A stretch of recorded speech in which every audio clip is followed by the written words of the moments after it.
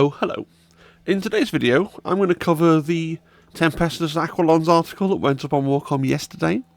I would have liked to get a video up yesterday, but I was at Warhammer World for the weekday kill team tournament, so this is that video that should have gone up yesterday. They gave us loads of really cool information about the new Tempestus Aquilons kill team, so let's get through it.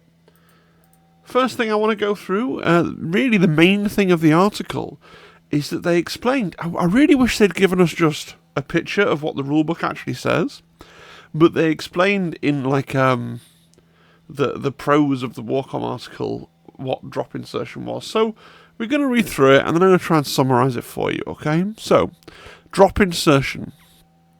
The drop insertion ability is at the core of the team's playstyle, which mixes chance-taking and bravado with elite close-range marksmanship. Rather than entering the kill zone as a single squad, 2/3 of the kill team's operatives can be assigned into drop groups that start the mission high in the clouds, at the other end of long vertical pipes, and other detached areas. The grav shoot rule allows them to ignore vertical distance while falling. These groups are also linked to the two drop markers placed into the kill zone when their associated operatives are chosen. Once assigned this way, the drop markers can each be moved 4 inches in the strategy phase of the first and second turning points, and any Tempestus Aquilons who are activated while set up above can be placed into the kill zone within 3 inches horizontally of either marker, although this counts as taking a reposition action for the activation. Aquilons have unparalleled freedom to exploit the enemy deployment and get their troopers in advantageous positions, whether setting up at the highest peak of a tricky terrain feature or behind the walls of an awkward room in Killzone Gallodark missions. There are limitations to such powerful deployments. One marker is removed during the ready step of the second and third turning points, condensing your options, and you must have set up more than half of your operatives by the end of the first turning point. So a couple of things here. First of all, we can tell from the diagram that, as we probably suspected, this does appear to be a 10 model team. Now, you can put up to 2/3 of your team in reserve, right? So it seems to say, if we take the image at face value, and there's a reason I don't want to do that, but if we take the image at face value, it seems to suggest we're going to have up to 6 models in reserve and 4 models on the tabletop. We then place down 2 drop markers. We don't know the rules for how those drop markers can be placed. It doesn't really explain. Can we put them literally anywhere? In our strategy phases, we can move the markers 4 inches at the top of the turn, for turn 1 and turn 2. And we can bring in our models next to those markers, and they activate within 3 inches of the marker. They count as having repositioned, which is the new term for moved, on the term they come in. So it sounds like they probably come in on 1 APL, right? And we know, just from the previous discussion we've had about the Aquilons, that only the 1 combat specialist can drop into combat. So in other words, for the rest of them, you'll be dropping in, counting as having moved. You'll have 1 APL, so what the team wants to do, with the exception of the 1 combat specialist, is be able to drop in and shoot. Right? Because you should be able to put yourself down somewhere where hopefully you're going to have a shot. Right? With melter gun, plasma gun, something like that. That's going to be what the team tries to do, which I think is going to be really effective against elites, right? Because you can... There's almost nothing the opponent can do, because they can see where your markers are, but you've got 3 inches around the marker. Unless they just steer really clear of the whole area, it's going to be quite easy to kind of drop in and surprise and kill a space marine. Now, your melter or plasma may then be out of position, but I assume, like Kazakin, you're basically going to trade in your pieces and go, okay, well now I've killed 3 space marines, so I've got my 8 guys versus their 3, I assume that's the play. But yeah, and then you got your combat character who can drop into combat. But we just don't know quite where these markers can be placed, presumably not in the opponent's drop zone, right? But That's the little bit of the rules that we're missing. It sounds like you can choose not to activate a model if it's in reserve, right? Because it talks about you must have, you must have at least half your team in by the end of the first turning point. So that implies that you don't have to have your whole team in by the end of the first turning point, which implies that you don't have to activate all your models that are in reserve, right? Okay. You lose a drop marker at the end of turning point 2 and turning point 3. Now, it sounds like the characters in reserve, contrary to what this little graphic would suggest, it isn't the case that you have, well, these 3 are attached to this drop marker and these 3 are attached to this drop marker. It sounds like you have your pool of 6, and you have your 2 available drop markers, and those 6 guys can come down at either drop marker. It seems to be how it works from what they've written. And it does say may, so you don't have to have 6 in reserve if that turns out not to be the optimal way to play. Okay. Yeah. And then separately, just as a thing that was within this text but isn't to do with the drop insertion rule, you have graph shoots, you ignore vertical distance while falling. Just like we saw in the video, that's not just going to be on the turn you deploy, that's going to be whenever you jump off something. Okay. Now, I'm going to talk more about why I don't think I get this rule later. I think I get it technically. I think I understand how it works.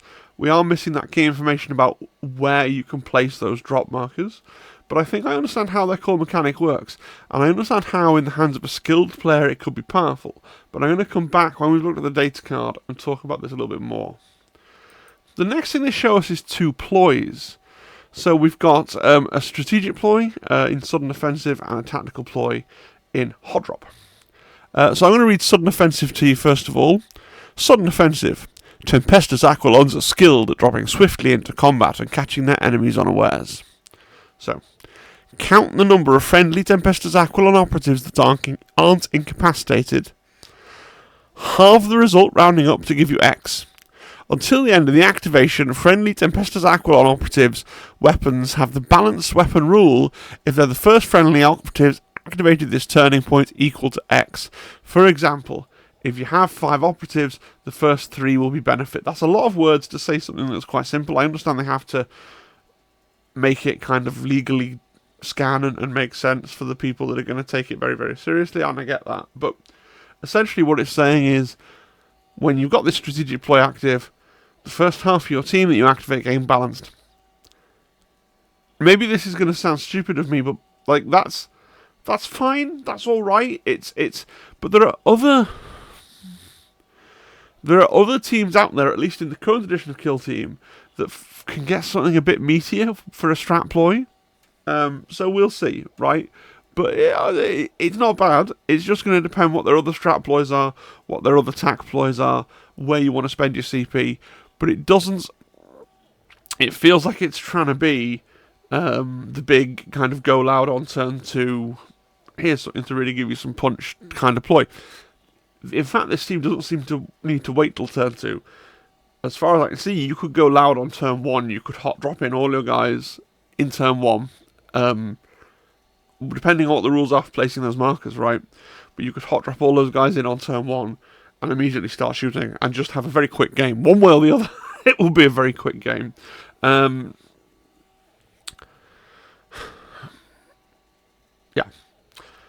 Hot drop. So let's look at the tactical ploy. Hot drop. Aquilons are trained to drop into the thick of fighting, engaging a surprised enemy as they land. Use this firefight ploy. Interesting bit of verbiage there. Firefight ploy.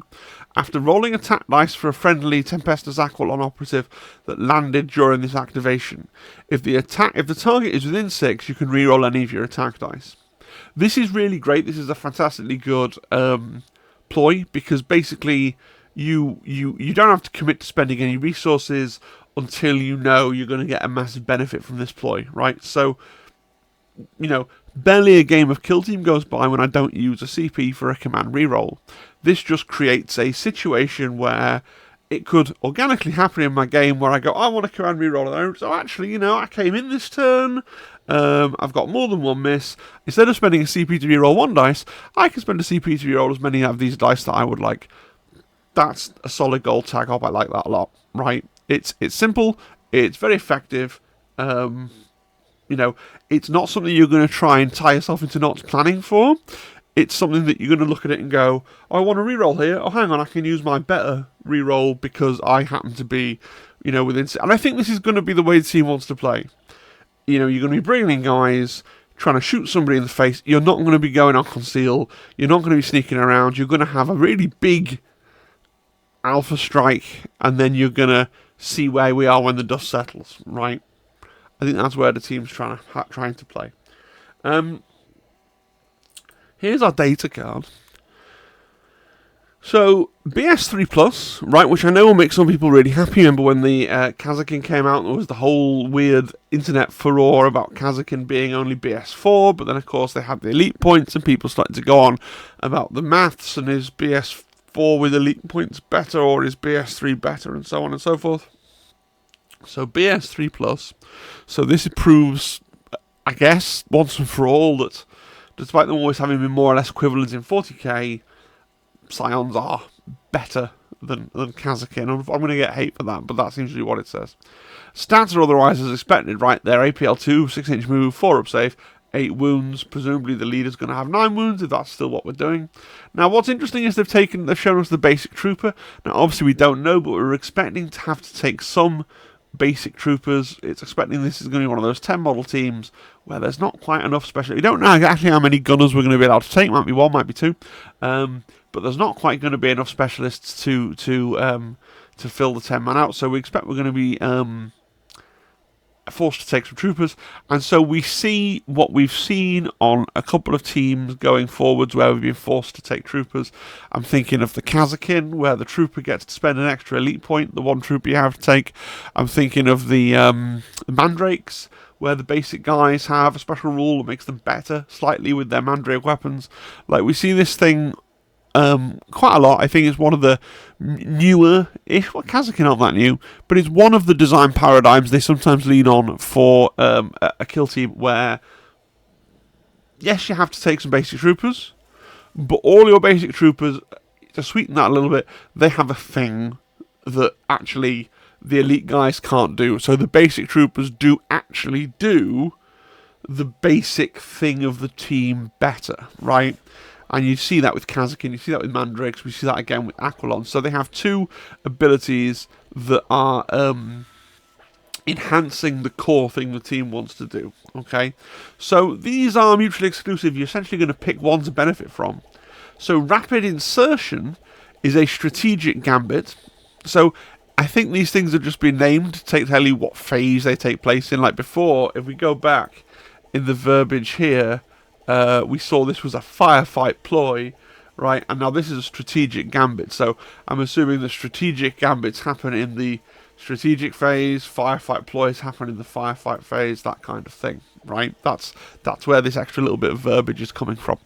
Now, rapid insertion, strategic gambit. In the first strategy phase, each friendly Tempestus Aquilon trooper operative wholly within your drop zone can immediately perform a free reposition. Remember, that's a move, but must finish the action wholly within 3 of your drop zone. Now that's interesting, right?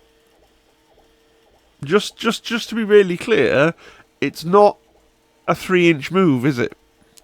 It's a 6-inch move that you have to finish within 3. What am I talking about? That you must be finished within 3 of your drop zone. So, for example, if you want to traverse something, you can do that, right? Because you've got your 6-inch moves. As long as the crow flies, you're within 3 of your drop zone. If you want to go round something, okay. I mean, apologies for the people that already have realised this, but I just want to make sure it's understood. It's a reposition action, which is a full move, so a 6-inch move, where you have to end wholly within 3 of the drop zone, right? But you have to end it there. You have to finish it there, but it doesn't mean that you're reduced to only having 3 inches of movement points to play with. So it's important. Alternatively, it doesn't say alternatively, but effectively, alternatively, swift landing. When the operative lands, you can set it up within 4 inches of a drop zone marker instead of 3. Now, my read on this is you're probably going to want to put your troopers on the board straight away, because being able to have a free move of let's call it a free move that is sort of net 3 inches, right, is much more powerful, I think, and I'm not very good at kill team, but I think much more powerful than being able to come out an extra 1 inch from your drop zone markers. Plus, yes, these guys have hotshot las carbines that are, 4 dice hitting on 3s, 3-4 is not a bad profile.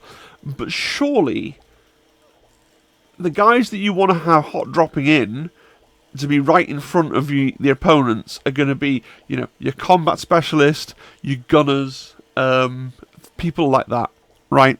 I'm really worried about that sergeant now that we've seen with the power sword. I hope he has a plasma pistol option, because having that power sword and not being able to get into combat on the turn he drops in puts him in a weird piece of counter synergy with the team. Maybe there's an unseen plasma pistol and chainsaw option that I think would fit in far more with this team, but maybe that would be too powerful and give them a third or second kind of bam, blam, dead piece. That would be judged too powerful, but yeah. So my point is here with these troops, I think these are probably what you're putting on the board and forward deploying, potentially. Let me know what you think in the comments. And the other thing I want to mention is 28mm bases, which is that weird bit. When did they invent the 28mm? I want to say it was the Sisters Repentia were the first kit to come on those 28mm bases. Weird bases. Some people don't seem to realise that 28mm bases exist, and they just glue the things onto the base they come with and then go, how come that base is different to this base, right? Okay, so moving on. Equipment. So we get 2 examples of equipment. I'm going to read the equipment first. So we got the drop augury. Prior to the commencement of hostilities, this region has been subjected to thorough auger scans by orbiting warships or hovering servo skulls. The resultant intelligence inloaded to the Tempestus slate monitron. There's a lot of grimdark tech in that paragraph, isn't there? Yeah, okay. Auger scans, servo skulls, slate monitron. Cool. Once during the battle, when a friendly Tempestus Aquilon operative that's been set up is activated before expending or landing the operative, you can move one of your drop markers again. Now this gives us a clue. Before expending or landing the operative. So presumably, when your operative's in, we call it reserve, so I know what we're talking about, but deployed in the sky or whatever it is, set up above is what they call it. But when you've got one of your operatives in reserve, presumably you can spend an activation to go, I'm activating this operative that's up above, and I'm expending his activation. So you don't deploy him yet, but you do get the benefit of having that activation, right? Like the Night Lords can spend a prescient token to skip a turn, the Aquilons player can activate one of their models, do nothing with it and have it still be perfectly safe in orbit or wherever it is, and then skip an activation. So that's interesting play, isn't it? Anyway, you can move one of your drop markers again, however it cannot be moved closer to your opponent's drop zone. So how useful this is kind of all depends on what the... A little bit anyway depends on what the rules are for placing them initially. Can you initially place them anywhere, or is there going to be an initial rule where they can't be placed within a certain distance of your opponent's drop zone? I do think this is useful because it's going to keep your opponent guessing. Because you go through your equipment, or at least in the current edition, right? We go through our equipment at the start of the game, it's not secret. And so you'd explain to your opponent that you have this, you'd be like, oh, 1 point in the battle I can move one of these tokens around to anywhere.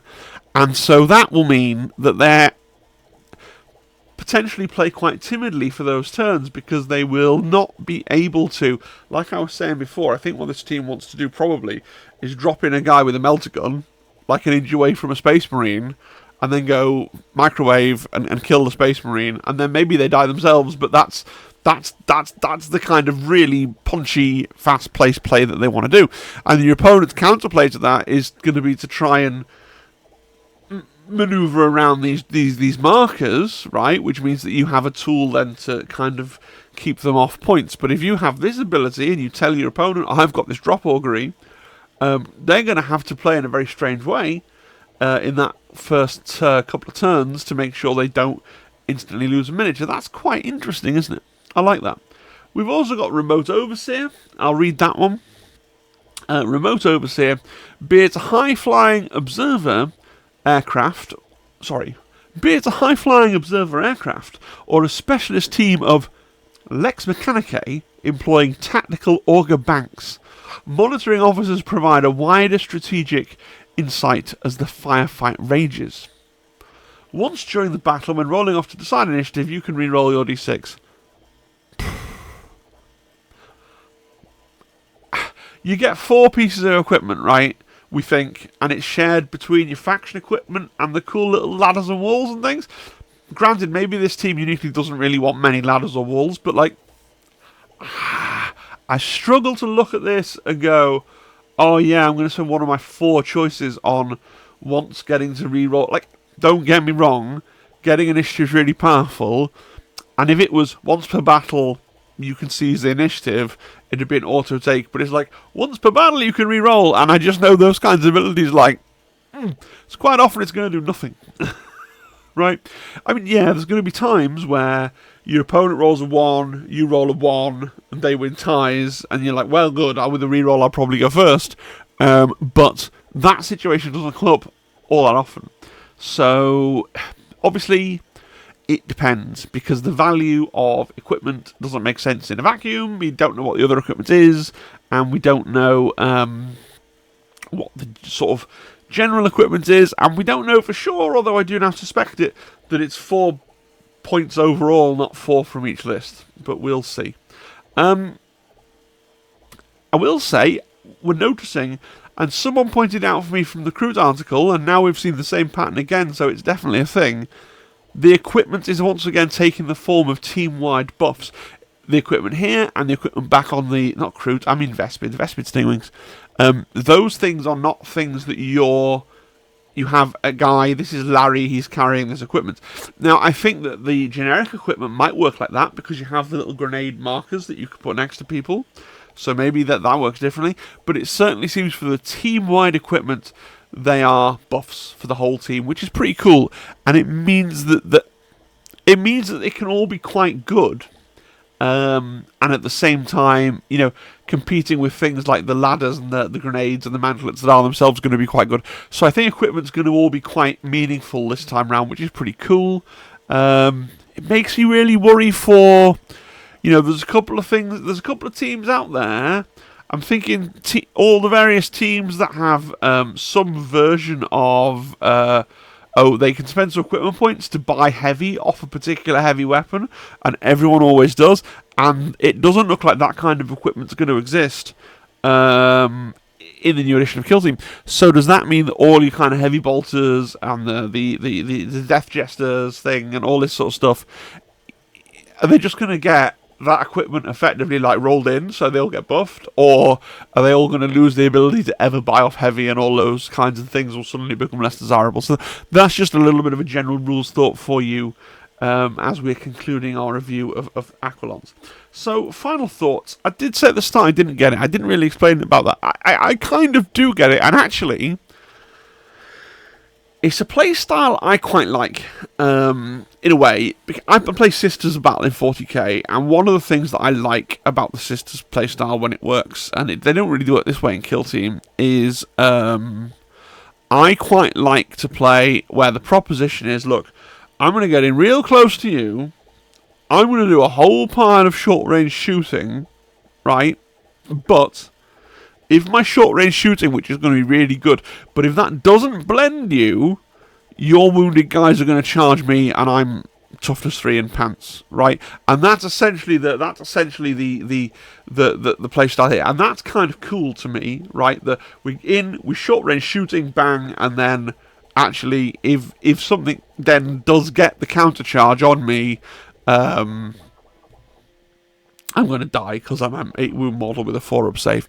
But my problem with them is, it's an 8 wound thick model with a 4-up save whose special ability is to deploy piecemeal. Right? You're bringing them in one at a time as they activate, and that worries me. It'll be good against elites, right? Where they've only got the 6 models, and then you might want to keep people up in space in turn 1, so you can like maybe like exhaust them and it'll work out where, and then your last thing that you come down is come down and go right, melter gun's coming down here and killing him, and there's a key piece lost, and you couldn't do anything about it. But I just think against like another 10-man team or even a team with more guns, you're bringing in your weak guys piecemeal. Is that going to allow your opponent to kill what's on the table and then just kill you? Like, I really think it's going to be a trap quite a lot of the time to keep many of these back. I feel like a lot of the time, the way this is going to work out is like, oh, I'm playing Tempestus Aquilons. I'm going to have all 10 guys on the table by the end of turning point 1. It's probably... Like, I'm not very good at the game, but that's probably where I'm kind of going with this, because I think holding your guys in reserve for too long just lets you guys that aren't... Like, your opponent doesn't have enough stuff to worry about, so they can focus on what you have on the table. Especially if what you have on the table is, like, the weaker troopers that are kind of standing on objectives and stuff. Yeah, it's going to be one of those teams that's really... I think it's going to be a really powerful team for the people that can work out how to play it best. I kind of think we're going to end up in a situation not that dissimilar to when Octarius launched, right? When Octarius launched, and everyone was like, oh, the Commandos are really, really good, and the Vet Guard are really not that great, right? And that was what people's initial take was. And then people learned how to play Vet Guard, and were like, actually... the Vet Guard are really good, and the Commandos are merely okay, right? And then the meta shifted, and we changed how we built tables, and then the Vet Guard stopped being as good. But you got to remember the whole bit of a history lesson. The whole thing about how we have map packs and how tables are designed now. A lot of that was a massive just like reaction to Vet Guard, and then Commandos became the good team again. But I think this is going to be the same sort of thing. I think the Vespids are probably going to come in off the bat as the strong team. I think the Aquilons will be strong when people work out how to use that to great effect. I don't know. I'm kind of excited about them, and I'm kind of wary of them at the same time. I feel like they could be really cool, but I just feel like they could get blown away quite easily. Let me know what you think down in the chat. Chat, I keep saying that. I only stream once a week on Wednesdays. In the comments, that's what they're called. Okay. You know, maybe I'm wrong. Maybe you got a totally different take. I'd love to hear it. Right. I want to say a big thank you to all my channel members. If you are a channel member, if you are someone that generously supports me every month with real money, don't forget to take the opportunity to vote in the Tell Mr. Tables What to Do painting competition. Your assignment for that competition will be coming to you on Sunday. Voting will close at the end of the day tomorrow. At the end of the month, and then we will see what it is that Mr. TI has to paint, and you will know what you have to build and paint over the next 3 months as well. So that will be really cool. Hope you enjoyed the video, and yeah, I'm sorry it's a day late. I was at a Kill Team tournament, I had a great time. There will be a tournament report coming as well in the fullest time, and a reaction to Nova, and there's loads of videos I want to do. The channel's been a bit out of schedule at the moment, because obviously they put up Kill Team stuff. I've got to talk about the Kill Team stuff, and then I push other videos back, because YouTube doesn't actually like it if you do multiple videos in one day. YouTube would really like you, I think, not very good at YouTube, would like you to do one video every day at the same time is what it most rewards, I think, but we'll see. Alright, thanks everybody, see you next time, have a good one, and bye-bye, bye-bye.